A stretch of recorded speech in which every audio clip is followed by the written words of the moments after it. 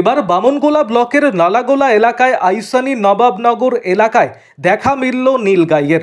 এলাকার বাসিন্দারা গ্রামের মন্দিরে পুজোর সময় ব্যস্ত ছিলেন।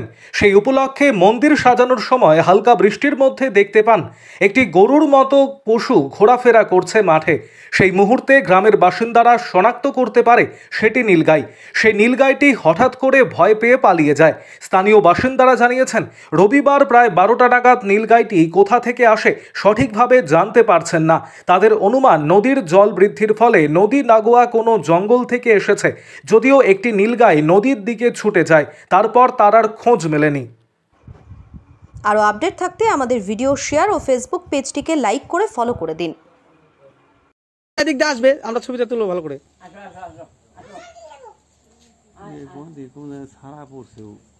না না ছেড়েছে নাকি নীলগাই শুনলাম। এর আগে আমাকে একদিন পলাশ ফোন করছিল যে এদিকে নাকি নীলগাই দেখা যাচ্ছে, তুমি কি খবর জানো? আমি বললাম না তো, সিভিক পলাশ যে